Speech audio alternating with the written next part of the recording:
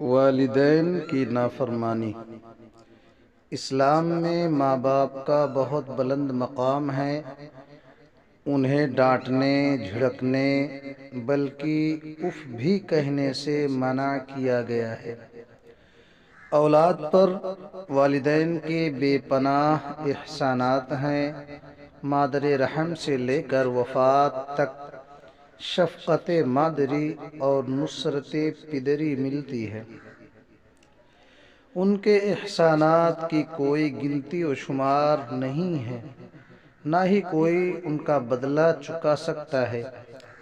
قرآن نے ماں کے فقط اس احسان کو جو پیٹ میں رکھ کر کرتی ہے، وہن علی وہن یعنی مصیبت پر مصیبت کہا ہے۔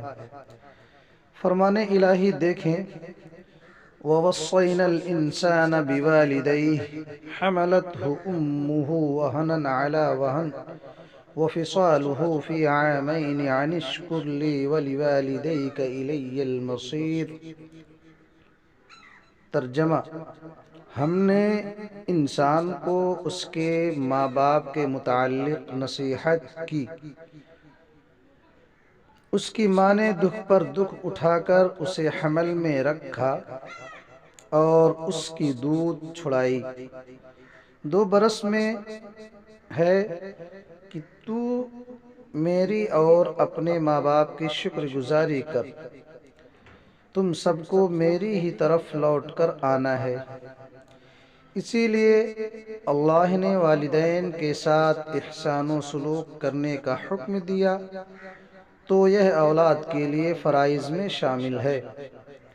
اس میں کوتاہی کرنے والا والدین کا نافرمان اور گناہ کبیرہ کا مرتکب شمار ہوگا۔ اللہ تعالی نے اپنی عبادت کا حکم دیتے ہوئے والدین کے ساتھ حسن سلوک کا حکم دیا ہے، جو اس بات پر دلالت کرتا ہے کہ اللہ کی اطاعت کے بعد اہم ترین فریضہ والدین کی اطاعت ہے۔ اللہ تعالی کا فرمان ہے، وَقَضَىٰ رَبُّكَ أَلَّا تَعْبُدُوا إِلَّا إِيَّاهُ وَبِالْوَالِدَيْنِ إِحْسَانًا إِمَّا يَبْلُغَنَّ عِندَكَ الْكِبَرَ أَحَدُهُمَا أَوْ كِلَاهُمَا فَلَا تَقُل لَّهُمَا أُفٍّ وَلَا تَنْهَرْهُمَا وَقُل لَّهُمَا قَوْلًا كَرِيمًا۔ ترجمہ: اور تیرا پروردگار صاف صاف حکم دے چکا ہے کہ تم اس کے سوا اور کسی کی عبادت نہ کرنا اور ماں باپ کے ساتھ احسان کرنا۔ اگر تیری موجودگی میں ان میں سے ایک یا دونوں بڑھاپے کو پہنچ جائیں تو ان کے آگے اف تک نہ کہنا، نہ انہیں ڈانٹ ڈپٹ کرنا، بلکہ ان کے ساتھ ادب و احترام سے بات کرنا۔ اس آیت کریمہ میں غور کریں کہ اللہ نے کس طرح اپنی عبادت کا حکم دیتے ہوئے والدین کے ساتھ حسن سلوک کا حکم دیا ہے۔ اس آیت سے والدین کے بلند ترین مقام ہونے کا پتہ چلتا ہے، جن کی نافرمانی تو دور کی بات انہیں اف بھی کہنے سے منع کیا گیا ہے۔ ان کے لیے سراپا موم بن جانے کا حکم ہے۔